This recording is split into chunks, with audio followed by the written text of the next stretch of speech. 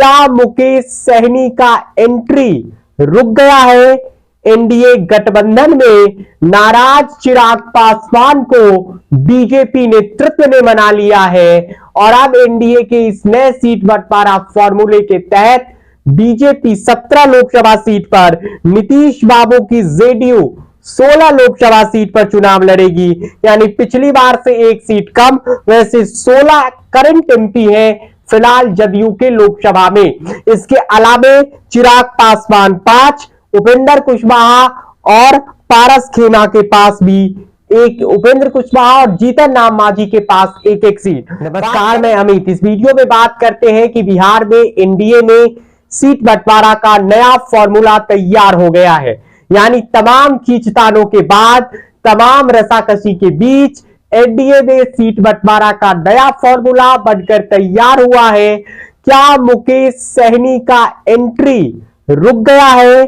NDA गठबंधन में नाराज चिराग पासवान को बीजेपी नेतृत्व ने मना लिया है और अब एनडीए के इस नए सीट बंटवारा फॉर्मूले के तहत बीजेपी 17 लोकसभा सीट पर, नीतीश बाबू की जेडीयू 16 लोकसभा सीट पर चुनाव लड़ेगी। यानी पिछली बार से एक सीट कम, वैसे 16 करंट एमपी है फिलहाल जदयू के लोकसभा में।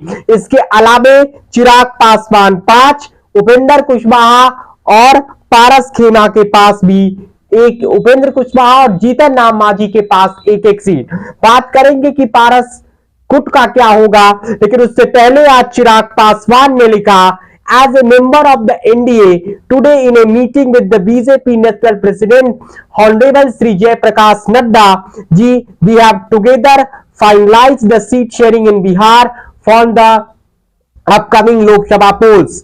The sum will be announced in due course. यानी एनडीए के सदस्य के रूप में आज मैंने जेपी नड्डा जी से बातचीत किया, बैठक किया और आगामी लोकसभा चुनाव के लिए बिहार में सीट बंटवारे को अंतिम रूप दे दिया गया है। उचित समय आने पर इसकी सूचना आपको दे दी जाएगी। यानी चिराग पासवान के लिए सबसे बड़ी खबर है, सबसे राहत की खबर यह है कि हाजीपुर लोकसभा सीट से चिराग पासवान लड़ते आएंगे। तो क्या चाचा पारस पर भारी पड़ गए हैं चिराग पासवान? और पशुपति पारस का क्या करेगी बीजेपी?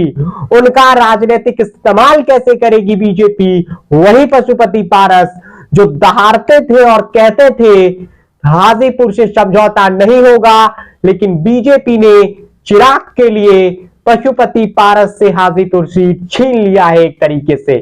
उपेंद्र कुशवाहा को भी झटका लगा है, केवल एक सीट, ये 2 या 3 मांग रहे थे और मांझी की हमको भी एक सीट मिला है। जीतन राम मांझी पूर्व मुख्यमंत्री, बिहार की पार्टी है हिंदुस्तानी आवाम मोर्चा।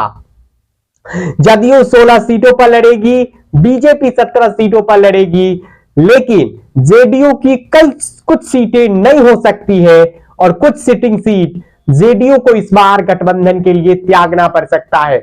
यह एक मोटा मोटा फॉर्मूला तैयार। तो क्या मुकेश सहनी के लिए एनडीए में अब बीजेपी ने अपना दरवाजा बंद कर लिया है? क्योंकि बीजेपी में सीट शेयरिंग अंतिम रूप में बिहार में है, किसी भी वक्त ऐलान हो सकता है।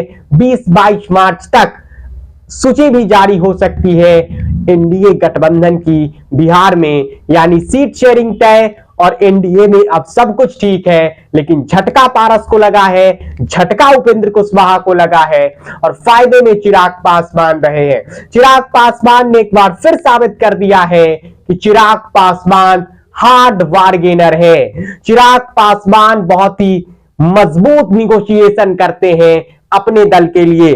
चिराग पासवान अकेले एमपी अपनी पार्टी के जरूर है जमुई से, लेकिन उनके पास एक वोट बैंक जरूर है। बहरहाल इस खबर में इतना ही। आप हमारे चैनल को सब्सक्राइब कर लीजिए। इस वीडियो में इतना ही। बिहार की राजनीति से जुड़ी जो भी खबर होगा हम आप तक पहुंचाते रहेंगे। आपका धन्यवाद।